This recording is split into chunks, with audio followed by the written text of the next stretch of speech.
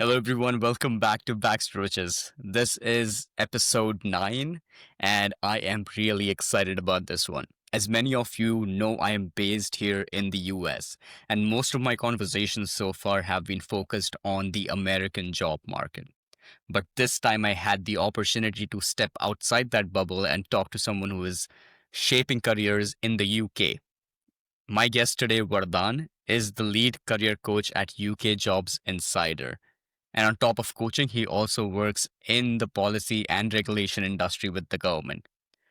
This gave us a unique lens to talk about the job hunt, not just from an individual perspective, but also how policies and economics influence opportunities in the UK.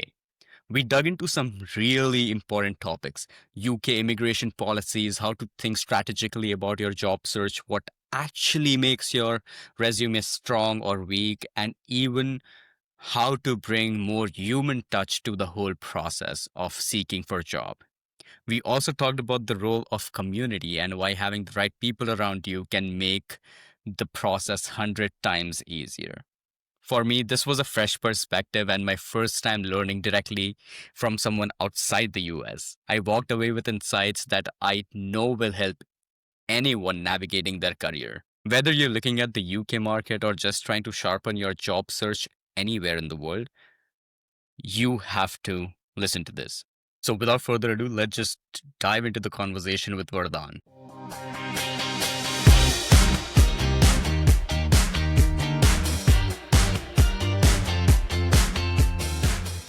Perfect. All right, Vardhan, how is it going? Yeah, I know it's 8 p.m. in UK, but thanks for joining in. How are you feeling? Yes, no, absolutely, man. Brilliant to have you here, and it's just like, yeah, I'm looking forward to it. It'll be fun. Yeah, appreciate that, dude. And welcome to Backstretches. This is, I think, my ninth episode. And what I'm trying to achieve here is to understand, since I'm trying to get a feel of what the international students are facing across globe. So you would be my first guest coming in from the UK side, who understands the market a lot better. And that is what I'm trying to achieve here from our conversation, is to understand how people can do what people can do differently and how to go ahead in their international journey once they come to the once they come to UK, right? So my first question to you is, I know it's a very tumultuous time in UK currently. I've seen on news like there are so many protests going on, and there are a lot of anti-immigrant rallies. So how does that kind of affects also the legal immigrants that are coming in the UK, and how has that sentiment changed over time? Yeah, no, it's a brilliant question. A very difficult one to start with, though. That's what I would give you. I'd say, from a job hunting perspective, of course, from a job hunting perspective, there are two elements to it, right? One is you've Mhm. got external factors. So a lot of my clients say, well, Vardaan, vacancies have been low by like 40%. It's the craziest time after COVID to find a job. How is it going to work out? And 3 months in, they land a job. And then they come back to me and say, you know what, market is not that bad, Vardhan. Let me go around telling that to people. So I really believe like there are external factors and there are factors that you have no control over. So there are protests going on. If there's a certain kind of socio-economic, sort of situation in the country, that's great. Be aware of it. But what can Mhm. you do about it? Basically nothing. And for me, like in my full-time job, I work on policy and public affairs, right? So Mhm. I do come very close to like, sort of policy and national skills issues. And often an individual job seeker cannot really do much about it. So there is one situation where you can be like, well, let me just, blame the situation. The country doesn't want me. The sponsorships, the problems, this and that. That's one. And that's fine if that's the area you want to be in. And then there's the other one where, great, that's the external side of things. Let me just lock in, focus, and put in place a strategy, put in place a battle plan, execute that strategy, wake up every morning, put myself in a routine and grind job applications out, make sure I'm customizing them and make it happen, right? And Mhm. so with the protest going on with the high 41 grand, visa sponsorship requirement, there are people who are still getting jobs. I mean, just this month, September, right? This month we've scored 5 offers and the month's not even closed yet, right? So what I would say, all in all, focus on what's in your control and just focus on that, lock in and make it happen. As the more you think about external factors, the more it's going to stop you. I'm personally not up for that. I love that, Vardaan. And I think it all goes back to your victim mindset. If you have a victim mindset, you're always gonna remain a victim, right? And that's what I love about what you said, because it's just not UK at this point. I think it's global, right? Every other country has this problem. Every other international immigrant is facing such issues. And the best thing is to put your best foot forward and understand what you can do with what you have, basically. It's nothing in, like, any of these policies are not in your control. What are you going to do about it, right? Just get up and get the work done. I love that. 100%. So And you know, when you man, talk, sorry about that, but one more point, yeah, you're good. market is brutal. And It's brutal, if you dude. don't, if you don't give action, if you don't make things happen, someone else will do it and they will get the job. So you have to literally like get out there, fight for it, and snatch it before someone else does. And you cannot do it if you're focusing on what's happening in the world. So that's something that's important. I agree, dude. So do you think, even like, if you're not doing enough, you have a good profile, but you're not doing enough, but some other like freshmen coming in, just fresh in the market, they would still be able to get that job if they are working hard. So is it like a skill-based market right now, or is it just hard work? Like whoever works the hardest gets the job in UK? That's a good question. And I like to talk in stories because people otherwise just get bored if you go like one, two, three. I'll give you Right. like a very interesting story. So I had this one client, absolutely amazing client. Did her undergrad in English from King's College London, and Mm-hmm. she didn't much. She was just having fun, right? Mm-hmm. And so she hopped on a call with me. Father was there as well. Said, "Look, Vardaan, she's not done anything. I'm happy to pay you whatever you want. Just get her a job because she needs Wow. to get a job. She cannot come back home." I'm like, "Great, let's see what we can do."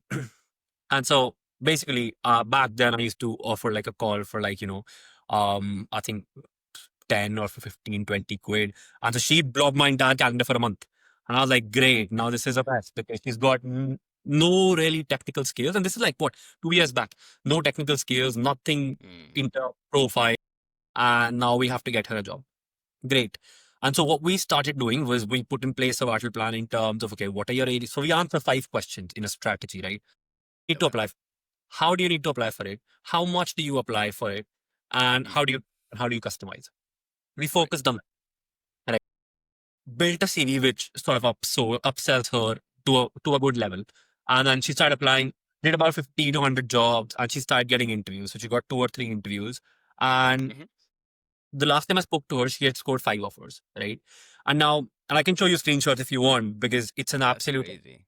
mind-boggling situation. So when I sit back and like sort of reflect on, what went in there, one thing that she had was she had a brilliant personality. Like she could hold a conversation for the longest time, talking about the most random things. If you call her to this podcast, she has no clue about careers, but she's gonna do like a 3 hour podcast. She could talk, right? And Mm. I recently did a reel about this as well, and which basically had like about 80% of recruiters value soft skills and cultural fit over technical hard skills, because hard skills can be taught, right? Technicals can be taught. I can teach you how to like log into a CRM and stuff like that, but I cannot Right. teach you how to be a fun person, right? And so a Mm-hmm. lot of times, a lot of my mock interviews just center around how can you bring that personality forth. And it's not always about being overly excited or being like, super extroverted. There are best Mm. practices that you can follow to make that happen. Lots of people have done it. My own clients have done it. Like, we had this one client, super shy, and she basically got a data job at Amazon. Super shy, didn't want to do it. She's like, I hate interviews. And if you know about Mm-hmm. Amazon interviews, they do Oh, loop they're interviews. big on interviews. Yeah. 48 hours, and you have to go through 8 interviews. All 8 of them, you have to tell new stories, right, about your Yep. career. And we just did like a couple of mock interviews. She smashed it. Now she's doing a, fancy job at Amazon just because, Oh, that's you don't crazy. have to be a certain way. You just have to learn to project yourself in Mm. that way, that situation, and make it happen. So, yeah, I mean, Mm. 100% answer to your question. Technicals are important. Definitely. No doubt. But unless you can complement it with a soft sort of, soft skill set, which sells in the market, which, positions you in the right way, you will not get a job. And I've got countless examples of this. I couldn't agree more, dude. I mean, I have seen amazing people, amazing technical skills, years of experience, but if you cannot market yourself, if you cannot sell yourself in the market, I don't like the people who even do not have those skills but can market themselves would get that job. It is ironical, but I think at the same point, that is what the companies are looking for. Uh, so, I mean, if you have everything but you cannot say who you are, I guess you'll never be able to sell yourself, especially in the cutthroat market that we are in right now, right? And Vardhan, with this, I understand you have a lot of clients, right, coming in, and they would have all types of different asks, different challenges. So, what are your key takeaways from whatever consultations you have had? If you were to say these are the top three things a person should do in order to get a good job in the UK, what would that be according to you? So I would say definitely lots of people enter the market saying, "Oh, I need a good CV," right? And Hmm. this is going to be a little long, so excuse me for that. But the question's really brilliant, isn't it? So lots of people come in and they're like, "Oh, I need a good CV," and job hunting is instinctive, so I don't need to like learn much about it. Like I read research papers about how to get a job. There are papers out there, someone's written them, and that means it's a real skill. We are affiliated to the Career Development Institute as well, and we learn this as a skill. Me and my career team, right? Hmm. So lots of and they think it's instinctive, and they get into the market, and this is like time bound because most people we work with either are on a visa or they need a job in a very short duration because they're running out of money. Right. Number one, they get in and they just build a CV out of Hmm. instinct or out of your mom told you, your dad told you, dad's friend, whatever, right? You put that in, or your career surveys or your, the university, whatever, right? When you put that in and that doesn't work. And when you do 100 applications, you Hmm. just get disappointed. You're like, oh my God, I'm not good enough. That's the biggest problem. And then you're like, you start blaming. Exactly what you're talking about, Hmm. bad, look at a BBC document. It says that person had to apply. So British national had to apply for like 900 jobs. I will have to apply for 9,000. We've got that mindset. But that's the problem. The problem Hmm. starts because you're not tapping into the very root cause, which is it is not instinctive.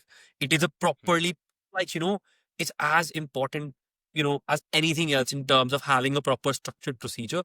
And so what I mean by that is number one, the answer to your question is number one, do not jump onto the CV, right? The CV is one part of a three-piece puzzle. Now, Hmm. the fourth part of that puzzle is you need a battle plan. You need a strategy that will govern every day. And you will stick Hmm. to that strategy till you are convinced that that strategy is not working.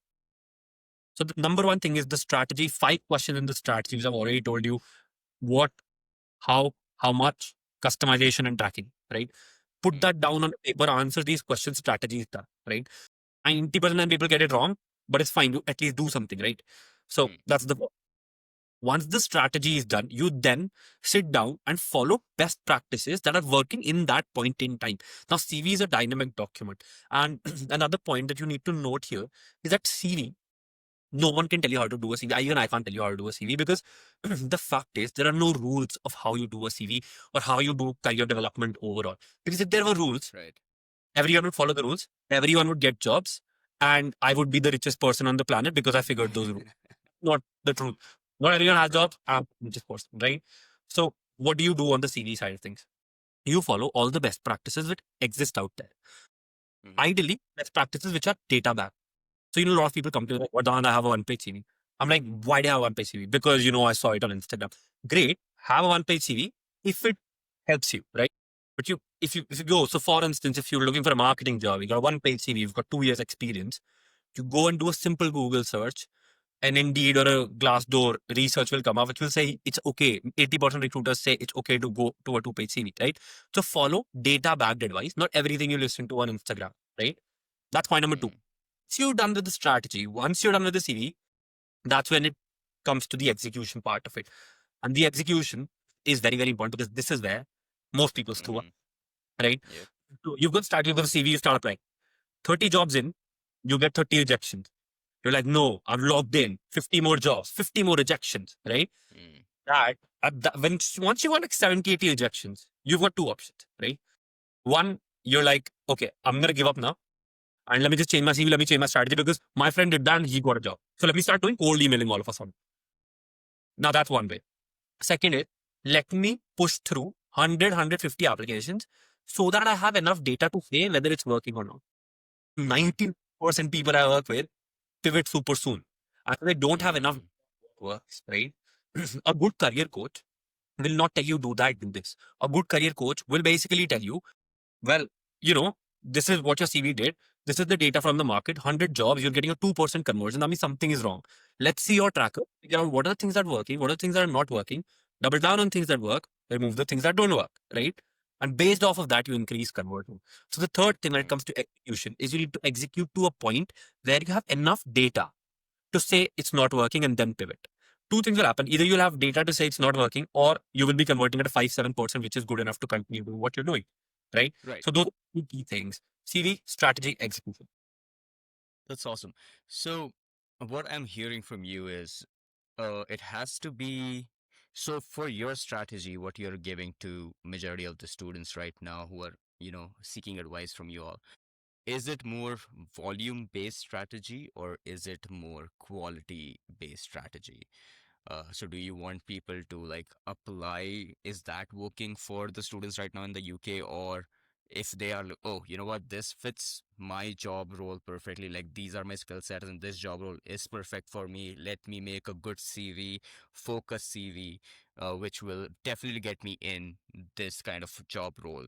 Has that worked for you, or has the volume based, as you're speaking, at least a subset of 100 plus applications to understand what your data points are and what you're getting? Has that worked for the students who are working with you? I would, I would say that's an amazing question, because most of the people, when it comes to execution, right? These are the Yeah. points they mess up with, right? So volume is inversely proportionate to customization, right? So the more you apply, the less you can customize. The more you customize, the less you can apply, because both volume and customization are a function of time, right? Yep. So once you've got this basic understanding, and that's why I don't like simplifying career development, because it's not simple. It's not simple, because if it were simple, everyone would Yep. just figure it out, right? So Yep. they're inversely proportionate.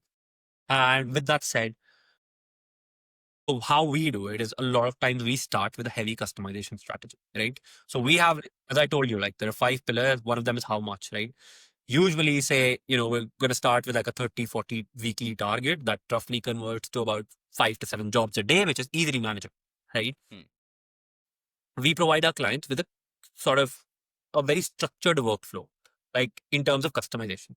We give you a template and we give you custom GPTs, which are Okay. bound to those templates to help you customize things, right? So we've got a Uh-huh. CV headline. Our custom GPT will quickly customize the CV headline. We've got the work experience. The custom GPT does that. So, but not everything, right? So Mm-hmm. so basically what we've done is we've got a proprietary combination of using AI with tied up templates to ensure that you customize every application. Now, when people start first 2 weeks, the workflow is very new to them and they're like, oh my God, what is this? This is annoying. And because, Yep. like to pivot a lot. Sometimes they like to do this, sometimes they like to do that. And when they see it's not working, they like to pivot, right? So you have to stick. Mm-hmm. And when people start, they're very easily able to do like about 30 jobs with the new workflow. But the workflow for us is a tool to help customize that balance. So we start with high customization, low volume, because you don't know the workflow. Once people get a hang of the workflow, the volume Mm-hmm. starts, because you volume starts coming up while the customization remains the same, because the sort of the Right. work you customize. So you come to a sweet balance where my clients on an average put between 40 to 60, 70 applications using that constant workflow, 50, 60 applications fully customized. And people lost their mind when we talked them That through is this. insane, dude. Yeah, Actually, it blew my mind right now. So so I would we agree. gave a full structured presentation in the London Job Show, and we had more than 120 people just watch that, and all of them absolutely lost their mind. And they were like, I think we distributed the workflow to about 300 to 600 people after the job show. So, it was absolutely crazy. I mean, this is the way how you sort of balance it and make sure you're doing both the things. Dude, this is the perfect segue because I was looking at your reels recently and I did see that you guys went to the London Job Show.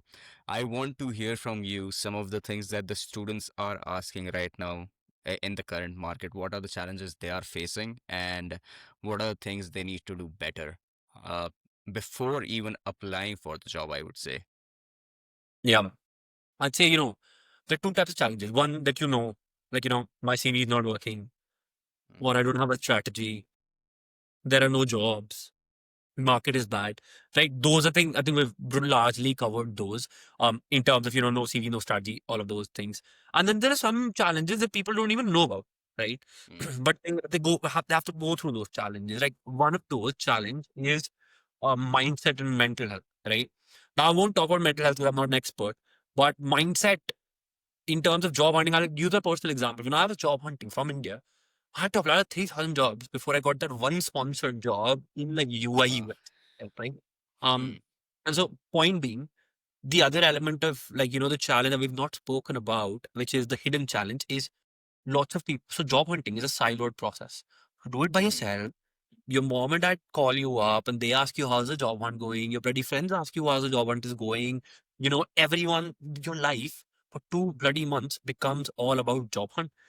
And while everyone is trying to ask you, they're not helping. And so the thing is, you're stuck up in a siloed environment trying to crack something which you have absolutely no clue about. Mm. And while other people are getting jobs and it's crazy. And to top it all up, money becomes an issue, right? Because you don't have a job, don't have money. And so you can't go out. It's a bloody crazy process, and people don't give it enough Mm. credit to how crazy basically it is. And so the hidden Mm. challenge is you need people who will support you, right? Yep. And this is not to say like, hey, work with me, whatever.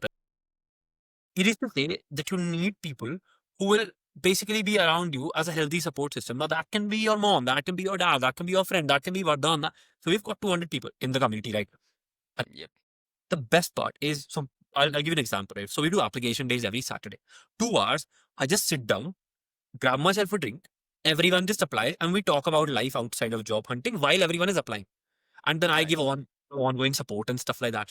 But so many people have come to absolutely love the application day. I mean, to a point where I went to the London Job Show and almost like 30% of my entire community was there to see me in person. People had come from Manchester, Leeds, wherever, God knows, Bristol. And so I think the community element is a challenge that you know about, but they Mm. face every day. The mental health Yeah. effect rate, the lack of support and the lack of Mm. companionship is a big challenge. And we try to Yep. solve that. Because if you ask me, Varam, what's the purpose of UK Job Insider? It's Mm. definitely to land you a job, great. But it's also to make haunting an emotionally fulfilling process, which you can look back to with pride and say, you know what, if I could do that, any Mm. challenge in my life, I can sort it out. So I'm unafraid Love of that. whatever. So Yeah. yeah. Dude, absolutely love it. And this kind of takes me back to the times when I was, job hunting. I was a person who like planned everything before coming to the States. This is what I want to do. This is what I'm doing. I'm gonna intern with this company or in this industry. This is what I want with my life and everything, right?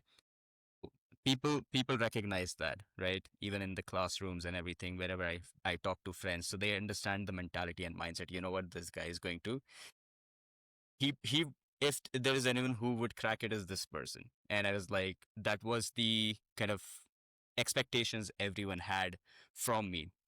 Cut to when we were actually job applying, I completed my internship, went back to graduation, and here comes the graduation day, right? I was like, boy, everyone is happy while I am just here in my corner trying to just get a job. You want to believe me, even on my graduation day, I was almost just pushed to go to my graduation day because I just didn't want to. I didn't have a job. And for the next 1 month, I would say I was still searching for jobs. And as you said, all the expectations they build up, your family members, your friends around, they ask you, and it all just kind of builds up, and it's a very helpless situation you are in. And I love that you touched upon that because I think, irrespective of wherever you are across the globe, this is a challenge everyone would face when they're searching for jobs. And financial, as you said, it's a major challenge. 1 month you are just paying rent, paying for everything, and it just gets to you. It's very, very, I would say, situation which no one wants to be in.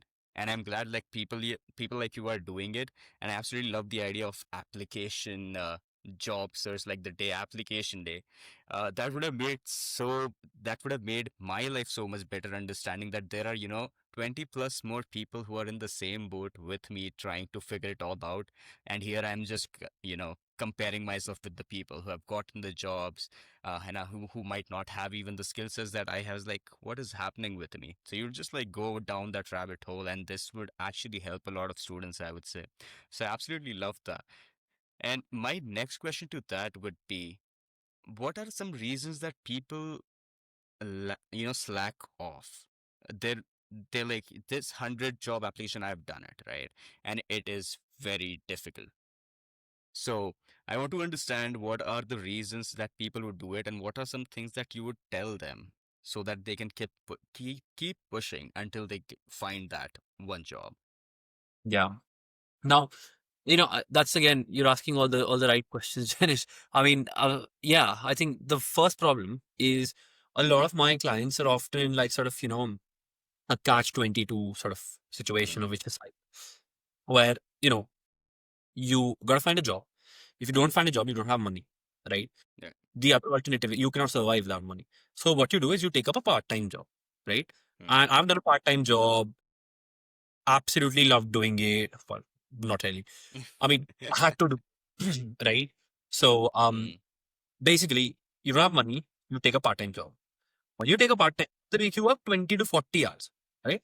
And so I was basically waitering and bartending, right? That was my job. And so I'll give you my, and 90% of my clients who are internationals face the same challenge, right? So my dad very clearly said, you got to figure the funding out by yourself. So I went in, got a job, had Mm-hmm. to like, do dishes. It was crazy, crazy, crazy. I hate doing the bar. Had to like, wash and do whatever, serve customers, 20 long hours of doing that, closing the bar, and then I had to get home, right? For like what, 500 to 700 quid, right? Which Mm-hmm. was and is probably a lifesaver, right? In terms of like Yeah. the amount of it's so when you do that, so you don't have the money, you find a part-time job, and then you work so hard. The next thing is, don't have you can't basically apply for jobs because you're so tired. You're investing your time in something else, because of which Yeah. you don't have the time to apply for jobs, because of which you continue, staying in that sort of Yeah. catch 20, Virtuous cycle. Yeah. right? So I think one of the biggest challenge is that how do you break out of that challenge is, as much as I hate saying this, you have to take that extra time out, right? So I've got a client and he's absolutely amazing, was in the same situation. He got a really, really fancy offer at the NHS, and basically his story was he would wake up at like 4. And so 4 to 8, he would apply for jobs. 8, he would go, would come back at 8 p.m. and then Mm. apply to more Oh jobs wow. till sleep.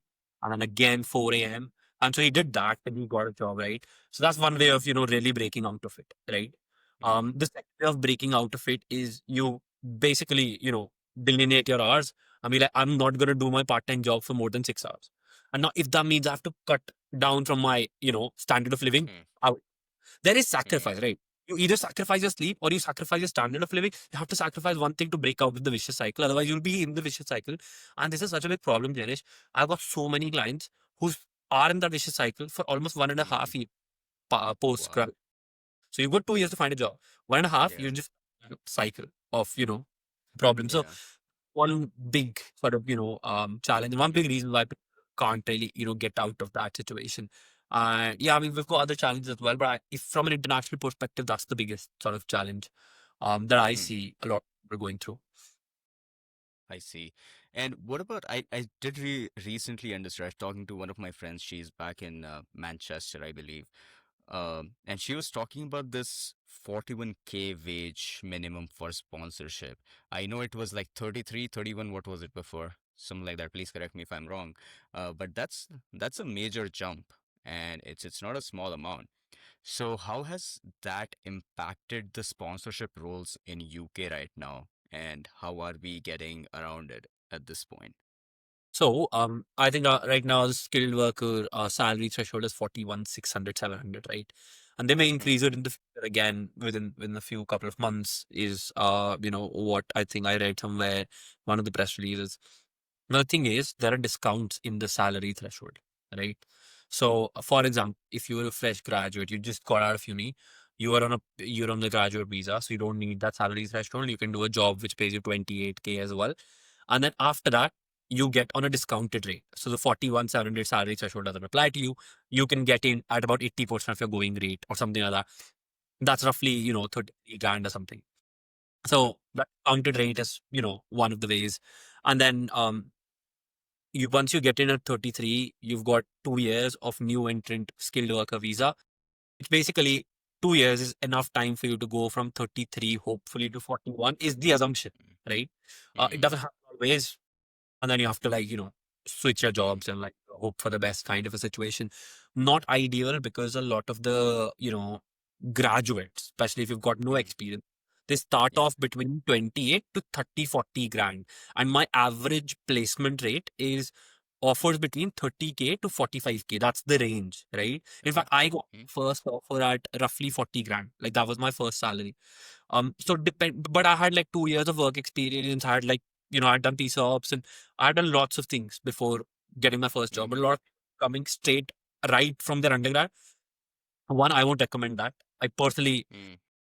to my younger brothers and sisters in my family, they were like, Vardaan, go out to study. We also want to go out to study. And the one advice I give them is do not step out unless you've got 1 or 2 years of experience, at least in your country. Because, you know, Mm-hmm. the way you get around the visa of salary is by getting the first offer, which places you at a 40 grand salary. So you can, battle it out to like 42, 43, whatever it may be. So those are the Right. three ways, Danish, I would say you need to look at it from. Mm. That's crazy, yeah. Because I would say it's the same here in the States. Before the freshmen coming in, they used to look at the American dream, and it was actually possible back then, right? But I right now see so many people who have no idea. I think more than just the experience, you understand what you actually want to do when you're doing that, 1 or 2 years of actual corporate work. You would understand actually, okay, this is what I like, this is what I don't like, this is what I want to, what I want to progress in, this is what I want to make out of myself and my career. So it gives you that kind of understanding. Or else, I see a lot of people coming as freshmen, they come in fantasizing the life abroad. I don't see they have a proper plan coming in. This is what I want. This is how I'm going to do my strategy for job applications. And this is how I'm going to position myself and things like that, which I feel, in my opinion, is very important, at least when you're coming to the States. I just want to understand, is it the same when you come to the UK, or there are more opportunities as an early career professional right now?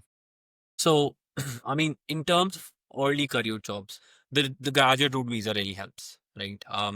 Now they're planning to also reduce the graduate route visa from 2 years to 18 months, which is, yeah, it's Yeah. quite a reduction. But I think in terms of new entry jobs, there are a lot of jobs depending on which industry you're in, right? So, for in UK has a critical shortage of mechanical engineers, right? So that's an area. It's got a critical shortage of data analysts and data scientists. So that's another area. In fact, Mm. science and data related jobs are one of my highest placed jobs because there is so much shortage. And so I've got this one client, and she basically was a software engineer, switched to data and came. And so her switch was basically by doing a master's. And so she was Okay. practically an inventor in the industry. Took her 4 or 5 months, but she landed a very, very nice offer in an FMC company as a data analyst. And now she's building her career. And I think she's gonna cross the 40K mark by the end of her 2 years very easily. So That's good. the point is contingent on your industry. Um, Mm-hmm. you can look at some really good new entrant routes. There are upcoming industries as well where the government is pumping money. I just, made a reel about the nuclear sector doing really well. AI, and then we've got hydrogen, CCUS, those kind of nascent industries. So if you can look at nascent industries, that's where there's some scope. Most people are like, I want to do marketing in a marketing agency, or I want to do finance in like, big four. I want to consult, I want to do consulting. Great. But the problem is everyone wants to do that. So Yeah. what you should start off with is say, I want a finance job. Create one options I do like big four, like all the where all the competition is. The second is how about I do a finance analyst job in a nascent industries, hydrogen energy, finance Mm. analyst job in a hydrogen sort of company outside of Industry. right? So you have to Mm. build those combinations to see where is the competition less. There are three metrics Mm. to build, right? One, outside of London or outside of your, tier one cities, competition is less. Mm. Hyper growth sectors which are nascent. That's where the Mm. competition is. Third, your specific, occupation. So, data and all of those that I mentioned. If you get this combination correct, location, industry, and your occupation, your chances go up like crazy, man. I've got so many clients who have landed, like, in a random council in the UK, they've landed a data job. That's a perfect example. Data analyst in the council of whatever, some city no one's heard of. Mm. And yeah, that's how you sort of build that perfect combination to get the most of a Right. new end. Mm. That's interesting because I think what you're saying kind of applies to at least US and some of the German friends that I have, and they also talk of the same thing that you have to be near the industrial area where your industry is and where you specialize in. And not a lot of people, when they're choosing their universities, kind of actually go through that metric check, which is unfortunate. I did the same thing. I did my master's in Texas, right? And majority of my industry is not central. It's either east or west. So Mhm. Yeah. it kind of limited my opportunities as well. So yeah, I would say you said location, industry, and occupation, right? So Yeah. according to you in UK right now, what are the top three industries you would say would have the majority of the opportunities and good career growth? Yes, I, in fact, just today actually created a list of all the kind of all the sort of the hyper growth sectors. And so the Mm-hmm. first one is energy and sustainability, government pumping massive amounts of money there. Second is advanced manufacturing. Third is digital and technology. Fourth is life sciences and biotech. Fifth is like creative industries, right? Those are like the five top ones. Now, a lot of those, if you see net zero and advanced manufacturing are outside of the UK, sorry, outside of London and like all these sort of Mm-hmm. southern cities. Remote So areas, yeah. that's your intersection with the area. And Mm, occupations again, data, AI, engineering, to some extent.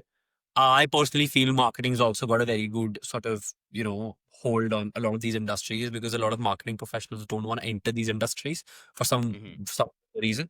And so yeah, there are a couple of occupations, intersect that with a good area, intersect that with a good industry, and you're in a much better Uh-huh. place. Hmm. And right now, with the current job market in UK, uh, can students actually get what they want or what they align with, or they would have to just jump in, get the first opportunity, and kind of go from there? Yes, so I would say if you're applying for jobs, you cannot be like very, very specific or very picky. That's the reality, right? I've got some of my clients who come in. I want to do, I want to become an assistant account manager in a marketing agency that specializes in fashion and all of that. Mm, No, I'm like, great, you can do that, right? Fashion brands. Yeah, that's what mm, she basically mentioned. And that's perfectly fine, right? You can mm, do that. And I've got lots of these clients, right? In fact, a couple of my own friends are like super niche and like that's the level of, one of my friends wanted to do like a mechanical engineering for a specific F1 team, right? Now, that's that's the dream, dude. yeah, that's one end of like, picky you Yeah. can get. But the fact is, if you're coming from a different country and you're switching Mm, disciplines or you're entering an industry, you cannot have that level of, this is what I want to do. mm, There is a progression route. And I'll give you another good example, which is psychologists. So a lot of my clients who are psychologists or have done like psychology degree, they come in and they say, well, I want to become like a psychologist at the like in NHS, right? So mm, I want to become a psychologist at NHS. That's my dream, right? And they apply, and they get rejected because there is a progression to every occupation, right? mm, What I mean by that is, I'll give you an example of the psychologist. She came in and she's like, I want to become a psychologist at NHS. I was like, this is not going to happen. You've done it like 50 times, you're failing. Try another route. And so the route she mm, took was she joined a mental health charity as a consultant. And she was basically, supporting the day to day mm, kind of, right? Administrative consultant, not like a, mm, like a mental health consultant. So from there, she got a role at the NHS doing event planning for mm, mental health events. From there, assistant psychology role, right? So she had over the 2 years she was here, had a mm, progression.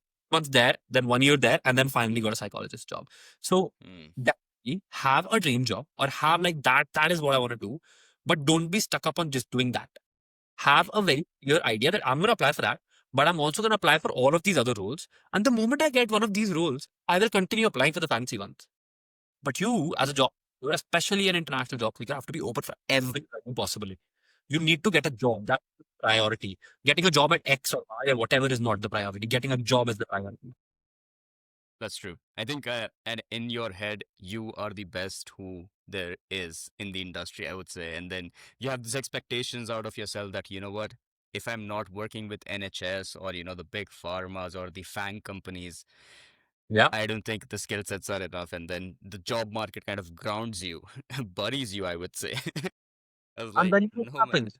What happens is, Once you get those rejections, you start underselling. So Mm, you enter like overselling, and then 90% of my clients come in and they're like, yeah. Vardaan, I don't write experience, I don't want to write expert in it. So I don't think that's a good idea. So many people have LOR, they don't mention it in their CV. They're like, Vardaan, that's too much.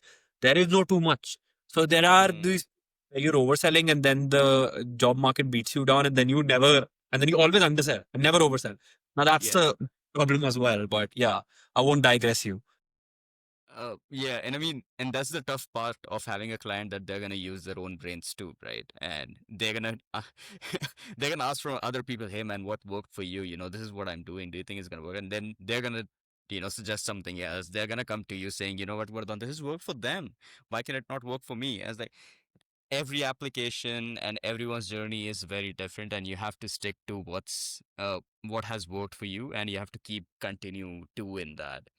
And when that being said, Vardhan, I would like to know one of the stories that is very close to you, one of the clients who maybe were like not able to crack it, but eventually with some help and their progression from your strategies, they actually kind of made it work. So this one's really interesting, right? Because Mm, that's pinned on our Instagram as well.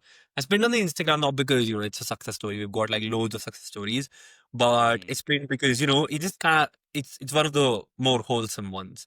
And so right. basically, I had a client and she did a master's degree in political risk, right? And political risk and intelligence, right? That's a crazy degree to do. Like you need a lot of guts to do Yeah. something like this in a different country. And I understand that because I did something similar as well. And I got a job in public affairs, which is so crazy, right? So the Mm, first call I get on, and she's like, you know what, Vardhan. The best part is she also had her mom on the call, and that makes it even more wholesome. Because I call in parents, by the way, with my client. When you said, mm, Vardhan, clients you sometimes use their own brain, they speak to their friends, and then they doubt. I always say, so when say in our plus membership, we make your CV. So we draft it for you. And the first thing I tell my clients is, here's your CV, show it to your mom and tell me what they feel, right? And that is, of course, making sure that they have a good relationship with their parents beforehand. But a lot of times that really helps. And I personally feel this is not professional for me. This is super personal. I mean, the amount of effort we put in for our clients is just sort of class apart in terms of like I sit down till 12 a.m. on calls to make sure people are fine. But anyway, back to the story. So mm, we got her mom on the call and she was crying and she was like, it's not gonna work out. I'm going to yeah. be he was like the craziest, like it just, and when someone comes on call, it absolutely breaks my heart when they cry. And I've got lots of people who come Yeah. in, they're like, what I've got a 40 grand loan, I have to pay it back, my time is ticking, and I've already taken money from my dad, and they put the house on mortgage to send me here. And what do I do? I've already been like, I've already worked with three career coaches and I paid them 3 grand and this and that. And what do I do? And this is like a daily thing for me, by the way. I come across someone or the other like this and it just breaks my heart. And that's why I say it's not pretty professional. It is absolutely personal because I was in the same position. Like my dad was like, we're going to take a loan on the house loan and mortgage on mortgage to send you abroad. And so I've been there. And so this is super close to me. And so when she said that, I was like, okay, you know what? Come in the club. I'll give you like whatever. So she basically joined in. I worked with her for like 3 months.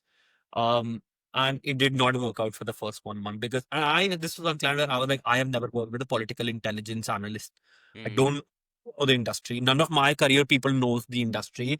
No one's ever bloody even heard of this. So how are we gonna work this around? And she's like, but she basically followed all the best practices. The good thing with that client was she had so much pressure that she had to perform. There was no other option, mm. right? There's another Show up option. every group session, showed up in every application day, made super tight friends in the community who kept her going. And she's friends with them even now. She's friends with me even now, right? Um, and so did everything by the book, right? 3 months in, she gets a job from a dream. She gets an interview with a dream company. Screws the interview up, right? Uh, One thing we do after every interview is we send a rejection response email. So she basically sent a rejection response email, and they were like, you know what, we would like to interview for a junior role, and we trained her to the team in terms of it. This is the only, and this was a dream company. This is like political intelligence consulting firm in the UK that's renowned in her industry. She like, I need to practice. So we work on the personality side of it, and we work on the competency side of it. We work our asses off to make it happen. Of course, cracks the job, super emotional situation. But the key thing is not cracking the job.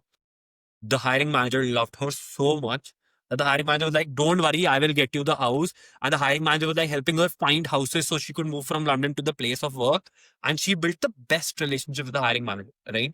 So it's not about getting the job, it's about really building that connect with the hiring manager. And so she did Mm. that. Then once she got a job, her mom also joined one of so in the group session. I didn't know, and she just joined the call. And her mom also joined the call. And I was like, "What is happening?" And they just like, went at it. They were like, what I mean, we got the job, isn't that? And it was the craziest situation ever. And it's really close to my heart because, I had a very similar relationship with my mom and dad, and they're like very involved. And so I really, really found it very, very meaningful that, her mom was on the call and she thanked us and it was really nice.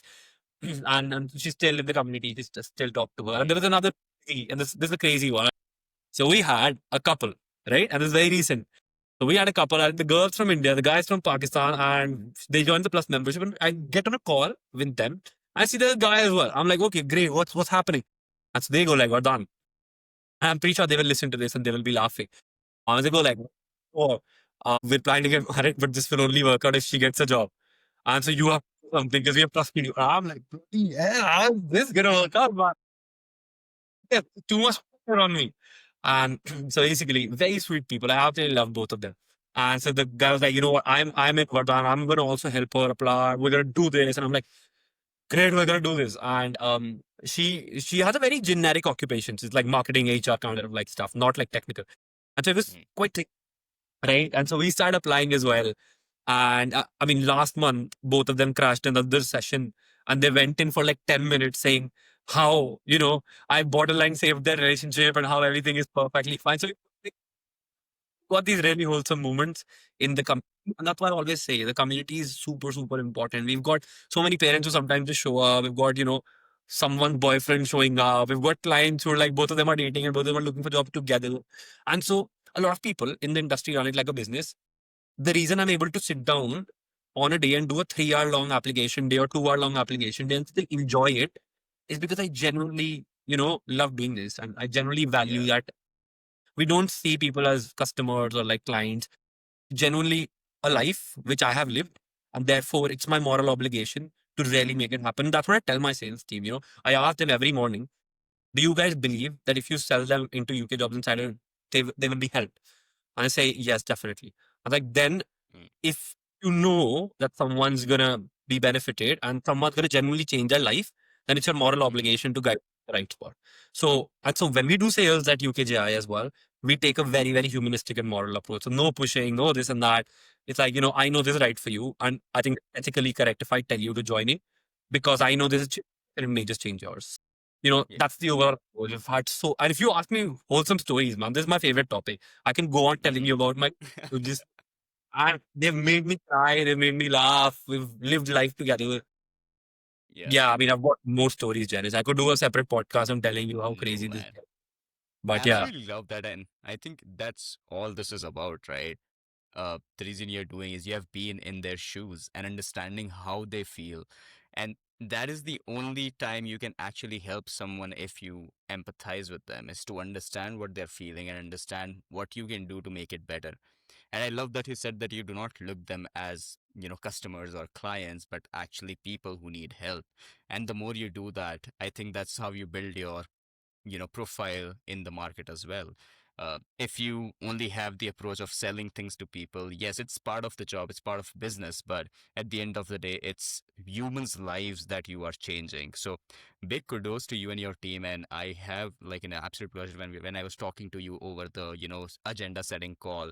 I really felt that okay, you guys are doing this together. And I have been following your work on the Instagram since the day I found you guys. I mean, I have nothing to do with you guys, right? I'm in the US, different market, different country altogether, but I absolutely love the content you guys make. And you push really hard, but you also tell people how it has changed lives. I think you are doing the September month, uh, you know, yeah, the entire content on September hiring. And it's insane. Like every day I open up UK Insider's job, there is always like three or four interview calls and what is that? Employment letters from different company. Like this is crazy success, dude. But how did you guys get from the beginning? I'm sure you might have faced some, slow growth, understanding the market, and how have you guys progressed over time? I want to learn more about how UK Jobs Insiders as a team has grown and what are they doing differently than other people.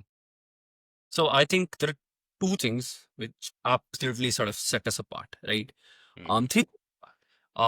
The first one is we take a humanistic approach, right? So if you ask me, Vardaan, what's your motive, right? mm, I would say it's to make job hunting a fulfilling process, like an emotionally fulfilling process, and one with pride, right? A lot mm, of people don't go through that. A lot of people don't feel that, and it's a feeling, man. If my board of directors or my investors ask me, Vardaan, tell me your USP. The bloody USP is I will die, but I'll make sure that you're happy in this process, right? You mm, get a job or you don't get a job. That's a separate mm, thing. I've got clients, and I'm happy to admit it publicly, who don't get jobs, right? Who like mhm, 3 months doesn't work out for them. But one thing that they always say, and we do a feedback form when they leave the community, is all of them in the feedback form say, the last 3 months, I've been job hunting for a year, but the last 3 months were the happiest time in my job hunt. Like that's the theme, and that's what we want to do. The mm, or getting offers. And as you said, we post about 5, 6 interviews. We even got an H1B visa for someone from India to the US this month. And so all of the success is there, and that's my other 2 points. But the primary point is to really humanize the entire bloody job and make sure that you're happy at every step of it. And that's a two-way street. You have to show up in the sessions. You have to make use of, the community to the maximum. So that's yeah. one L. That sets us apart. The second thing is we take a data-driven approach. So we don't tell my clients this one page CV, action verbs, Mm, add number, blah blah blah. 90% industry does that, right? Do this. You will only if you are in my community, you will only follow my template. Bloody hell, I don't. People come from my competitors, right? They join UK Jump mm, Center and they've already been through a couple of career coaches, and they come in with a CV who I know is drafted by another career coach. And I don't ask them to change it, right? The first question is, tell me what is the conversion rate on this CV, right? And then they say what a 6-7% conversion. I'm like, that's good. Stick to the CV that you have, right? So we take a data driven approach where we try to not follow rules, but we try mm, to see what is your unique positionality in the market, and based on that positionality, what needs to change. And we do by tracking a couple of metrics: conversion rates, interview progression, and then a couple of other metrics which are sort of internal. But we track your data very, very, very properly. And I think that's mm, the main, right? And so that's the second part where, how do we change things? Third is we do research. So as I said, we are a part of the CDI, and we mm, take personally as the lead career coach in my organization, I take it to the next level, right? So the Career Development Institute in the UK has sessions. Now, a lot of people may be affiliated to the Career Development Institute. Not everyone attends sessions. I'll give you an example. The last week, I attended a session from the Career Development Institute, which is about reflective practice in career coaching. Right now, that session was a 2 hour long webinar, not like a workshop, where I was just sitting, and the top career coaches in the UK, and these are not like Instagram career coaches. These are like different career coaches who've been there 7 years. They train people, you know, long time back, and they made us what our advice and the impact it can have on the personal lives of people, right? And so mm, that research and that level of insight that I personally try to infuse in the entire job hunting game, and that's what my career team does. I sit down with my team every once a week and we go through a full research paper, trying to understand what works, what doesn't work. Last week we did, CV as a multimodal document, and so we do a lot of mm, study. People don't study, and the thing is because people think that job hunting is instinctive, and to be honest, nowadays getting a 10K following on Instagram is not difficult, right? mm, People think 10K follower and now I'm suddenly a career coach. That's not how it works. You need to bloody put in the mm, effort because you're dealing with people's lives. And these three things set us apart. And the fourth thing is my clients. Another quick story. I had one person who was literally abusing me on Instagram. I was like, your organization, you post so many screenshots. I absolutely hate it because it makes me feel shit. I'm like, you know what? Thanks for being so honest. Try the community for a month. If you don't find a job, no, if you don't like it, I will personally, write a post and I'll stop posting all the screenshots. Right. So the guy goes like, great. So the guy joins. It's been 3 months. That guy shows up in every call. Is the most he's like, Vardaan, come today. I'm so happy. Let's do this session. And he brings in the energy, right?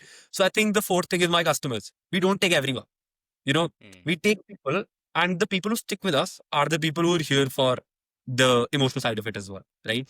And so the four key differentiating factors. And thanks you asked that question because in the London job show, there was a guy who showed up and he's like, Vardhan, I have done three career coaches. What is different about you? And I was on the spot.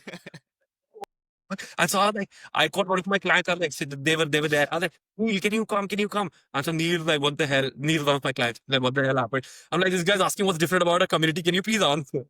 And so the bloody founder is calling a client to answer that question. And so I really thought about that afterwards. And now you've asked me, and so I made use of my answer. So thanks for doing that. No, dude, absolutely amazing. Like the way you frame it and everything. It shows that you have put in some hard work into this. It's not that anyone can do it. People have to do research, and I completely agree with you. There's so much misinformation right now in the market because every other person, every other influencer has a hot take on, how the jobs are working out and things like that.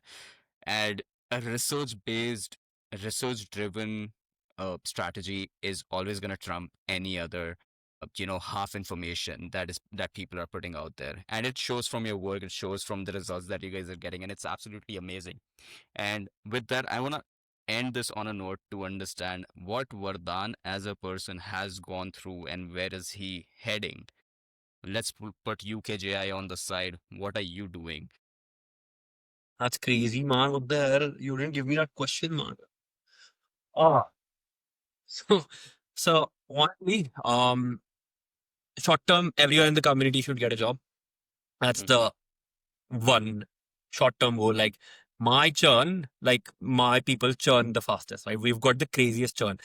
And this is very interesting. So a metric for subscription based models is churn. How many people leave the community? We've got a 20 to 40% churn. Someone who invests in my business is like, that is so bad. You leave 40% of your community leaves and this and that. How the fuck? This is mad. You need to fix the churn. But the thing is, people leave because they get jobs, right? Mm, And so, and so it's a difficult relationship between me and my advisory board where they're like reduce. right. I'm like, how the fuck do I reduce churn when my job is to make sure they get a job and they get out of the community, right? And Yeah, so short term target is to keep the churn high, make sure people leave, they come in and they leave because they got a yeah, job. So that's where our dance headed over the next 3 months. Make sure churn the fucking community. You ask any other career, like, what on churns high, that's brilliant. That means you're fucking actually doing something. yeah. So that's the short term. The long term is so we just interviewed a minister in the government, right? Wow. So yeah, so I just posted a story about it today. So we just interviewed a minister in the government, and I think there is a lot of work that can happen on a national level. And Love it. so the would be to really represent a lot of the job seekers on a national level. We're already doing that. So we just partnered with the Department for Energy Security and Net Zero and the Department for Education last week on sort of a content side. We just interviewed a government minister. And so the long term is to really be a thought leader and to really be someone who can take the emotional side of job hunting to the highest places and represent all of us essentially, right? Crazy question, man. So, That's awesome that you guys are already doing it. I hope there is a much better community when it comes to every other country. I'm not sure because I'm not following like the global content creators like yours. But I hope there are few who are helping students in the toughest of times and making it fun as you guys.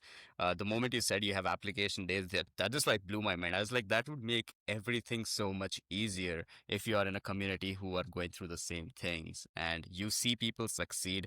It should give you more motivation, more inspiration. Like it worked for them, it's gonna work for me too. So I absolutely love that. And i I'm very short on words because I absolutely love the drive you guys have, the team you have. They were so like, shout out to Disha, Vedansh, whoever set this up, and thanks, big kudos to them. And I absolutely enjoyed our conversation. If you have any questions for me, I would be happy to answer. If not, I would call this the end of our conversation. no, man, thank you so much for doing this. I mean, before starting, I asked you, like, what got you to do this? And I think it's absolutely brilliant that you've given us, space to talk. And it's just very difficult to do heart to heart with my, large Instagram audience. I absolutely value this. I Yeah. hope like whatever we can do to like, push you out there as much as possible. We like you're doing the job. So thanks for doing it. And I hope we, really get this to as many people as possible. Absolutely, dude. I mean, I think the people who you have worked with or who are like even looking for people like you, after they see this and understand like there is a human side to the business, it would help so much because it's gonna make their choices much easier in a way. Yeah. So I appreciate your time today, and I know it's pretty late. I think it's what 9 p.m. now, and you already have a long day, huh? More clients that you want to talk to right now, or are you gonna go to bed? No, it's Sunday, man. I'm off. Awesome, dude. And thanks for doing this on a Sunday. I do appreciate that.